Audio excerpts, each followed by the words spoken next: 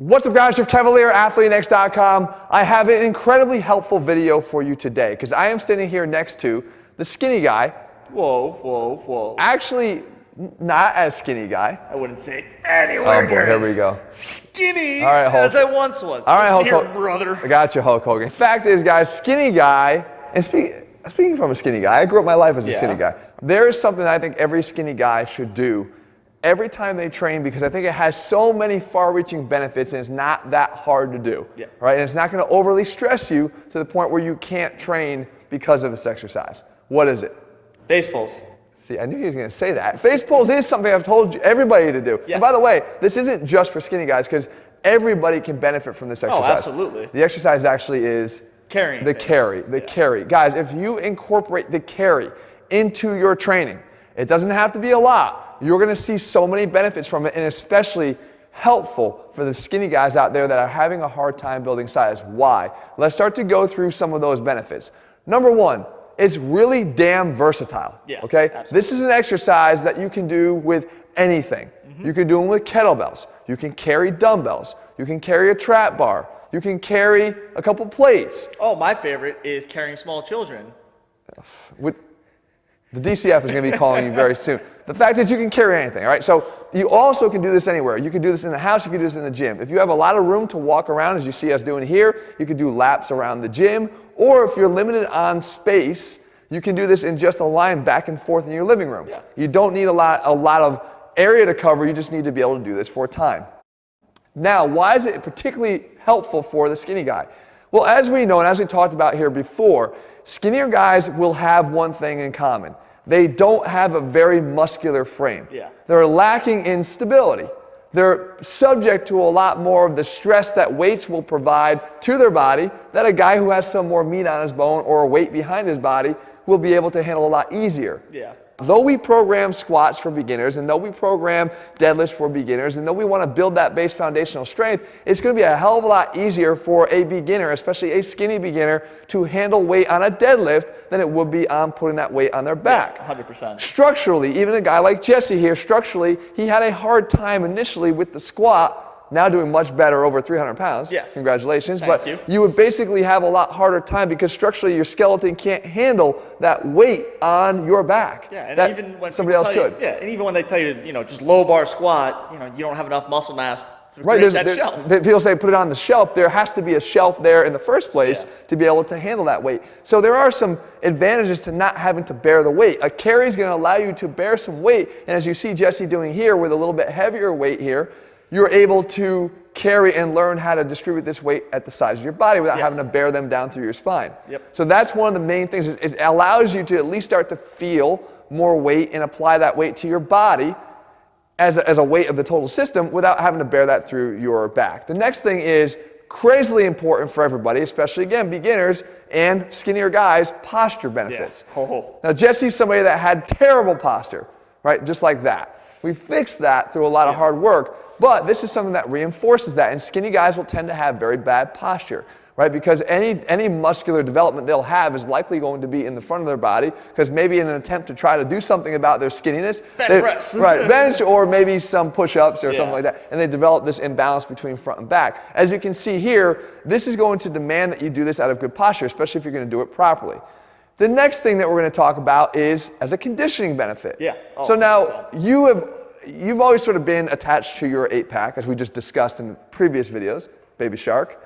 He doesn't want to necessarily lose his 8-pack, so he wants to do his conditioning. But one thing I did caution you about, because I don't really coach you very specifically on a lot of things. No, because I just watch the videos, I edit the videos, and I take pride in being the everyman And I enjoy that you actually like being that, right? But I told you that if you're going to do some of your conditioning, that running that you did, the long distance running has to go. And in place of that, you can do a carry as your conditioning, which has a lot of muscle sparing benefits in the form of conditioning, as opposed to going out and running 8 miles like you used to like to do. That was keeping you nice and skinny, right? Running long distance is not a good thing for somebody who's already skinny and struggling to put on weight. So what we want to do here is utilize the carry as a conditioning exercise. And here you're using a little bit lighter weight, and you're doing it more for distance and time.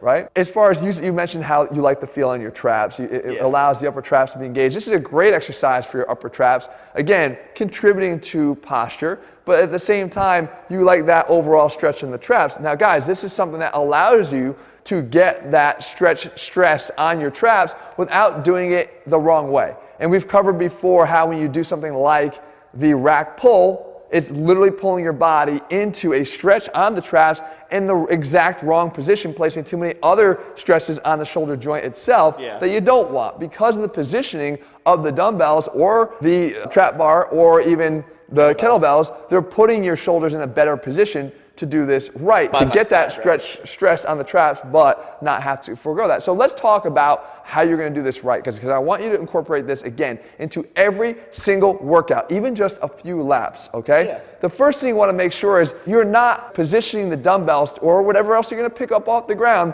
in the wrong position to start. If you pick them up here, as Jesse's doing, in front of your body, you're going to let your shoulders roll in front of your body, further contributing to the posture problems and further contributing to the imbalances you already have as a guy who's lacking some overall muscle development. So what you want to do instead is you want to position them on your side to pick them up from your side and then carry them from your side. That's going to put you in a better position. The next thing, as you start to walk, if you fatigue or if you forget and you allow your shoulders to protract around your body out in front of you, that is not what you want. That's not going to reinforce all the things we're trying to benefit from with this exercise. So you want to make sure you consciously pull your shoulders back, keep your traps engaged, keep your scapula pinched together. One of those cues that you gave me just from yelling at me through the office class was pinch your shoulder blades. It's almost like take a peanut and try to crush it between your shoulder blades. Exactly. And then finally, if you see yourself start to drift or if you get very unsteady with your cadence when you're walking on this exercise, that's not what we're looking for, guys. We're looking for stability. And one of the places people forget to develop their stability is through their glutes. Right there. So what we can do is, as you come up into position, you want to squeeze not just your shoulder blades, but your glutes at the same time. It's subtle, but you're engaging the glutes. Now you're in position to be stable from the bottom up. Walk from here, and you'll notice that your cadence and your step length is consistent and in the right line, straight ahead, without having that drifting going on. You're not crossing over and wobbling. So the fact is, guys, this is a very functional exercise that I believe has contributed greatly to some of Jesse's newer gains. As you can see here, guys, it hasn't just been his arms, it's everything. You can see his leg development has improved tremendously, while at the same time, this is making his bigger lifts easier. His squats, his deadlifts, everything else is improving because he's developing a lot of stability. And we talked about before, stability is the true base of any foundational strength pyramid. You gotta have stability underneath your level of strength if you're gonna have true strength, and that's one of the things that this exercise actually provides you. So make sure you're incorporating the carry into your workouts. If you're a skinny guy and you're looking to develop gains, this is where it starts. It starts from stability, and this is the exercise you need to start doing. So guys, I hope you found this video helpful. If you're looking for programs where we build the carry into what we do because we realize the benefit it provides, make sure you head to ATHLEAN-X.com right now and check out our programs. If you found the video helpful, leave your comments and thumbs up below. If you like seeing Jesse, leave your love for Jesse. And at the same time, guys, if you haven't already done so, click subscribe and turn your notifications so you never miss a video when we put one out. All right, guys, see you soon.